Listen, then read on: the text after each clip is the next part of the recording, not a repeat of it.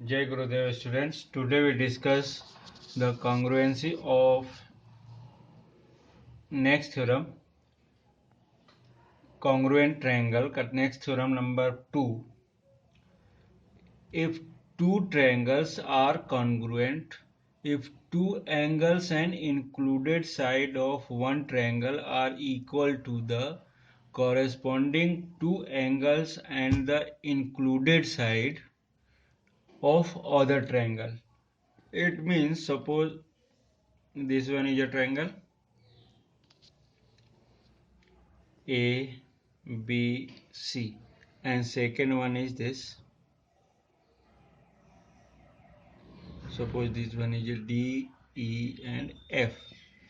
So here two triangles are congruent if two angle and included side. मतलब two angle suppose अगर अपन ले रहे हैं कि ये लिया और एक ये ले रहे हैं, इसका टू एंगल इसका ले रहे हैं तो एक ये ले लिया और इसके लिए ये ले रहे. Two angles and included side means this. Two angles equal है मतलब ये इसके इक्वल है, बी के इक्वल है, सी एफ के इक्वल है, and B C is equal to E F. So in this case both triangle are congruent. It means suppose here क्या हो रहा है, यहाँ पर angle B equal to angle E के, angle C equal to angle F, and included side means इन दोनों angle के बीच वाला जो साइड है उसकी बात कर रहे हैं. B C equals to E F है. So in this case triangle A B C is congruent triangle D E F. In this case, suppose two angle and one side, it is known as ASA, means angle, side, angle, congruency. A, and this is known as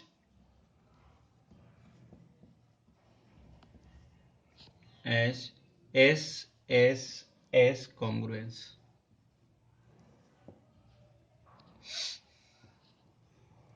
Rule means in this case suppose one triangle हमने लिया PQR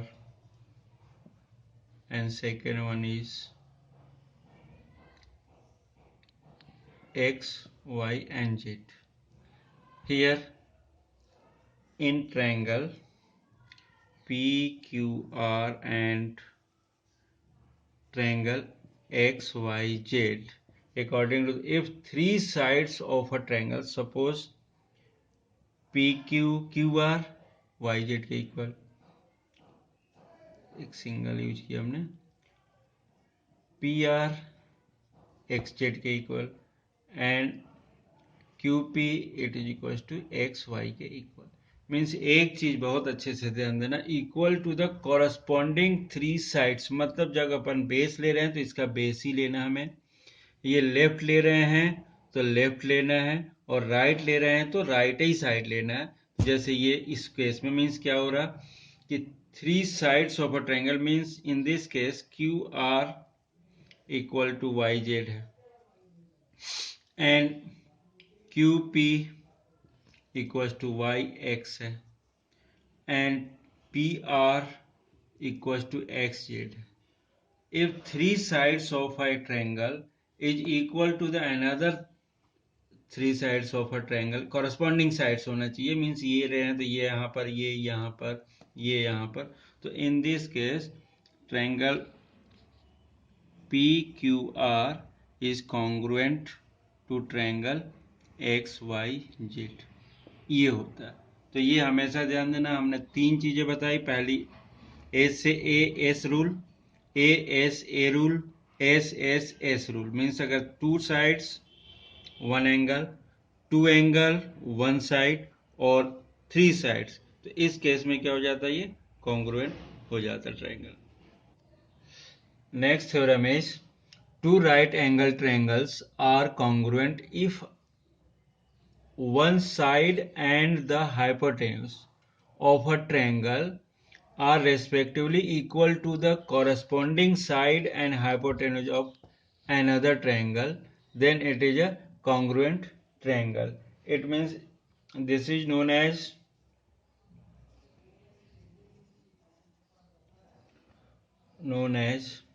RHS, right hand side. Right angle है ये, hypotenuse और side. RHS congruency rule means in this case, suppose take a right angle triangle, this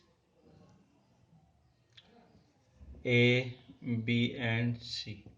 This one is a right angle, this one is a hypotenuse and this one is a side. अगर आप use कर रहे हैं तो ये ले रहे हैं. Next one is another triangle,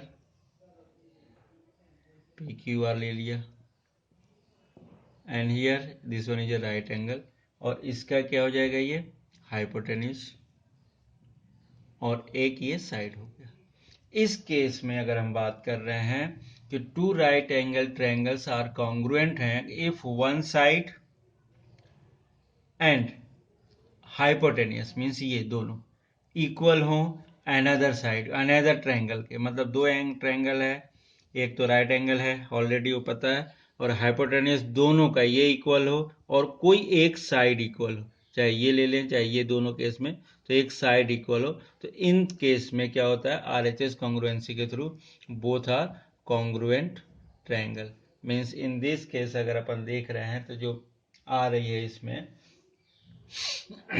इस केस में क्या हो रहा है, angle B equal to angle Q equal to 90 degree है एक.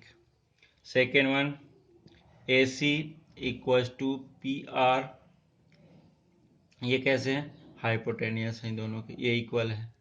और BC इक्वल टू QR, ये क्या है, एक साइड दिए हुए. तो इस केस में triangle ABC congruent triangle PQR.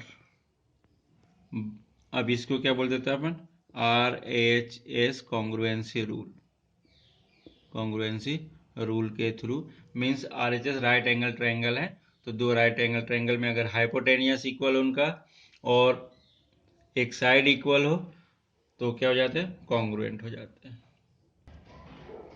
Here question number first from the exercise 7.1. in given figure quadrilateral ABCD, AC equals to AD, first thing, and AD bisect angle AB bisect angle AB bisect angle A means क्या हुआ, ये अगर AB bisect angle means ये दोनों equal angle है, 1 और 2. Bisect कर रहा मीन्स क्या हो रहा है, इक्वल है. Then so that this. अब इस केस में गिवन पार्ट अगर अपन देख रहे हैं,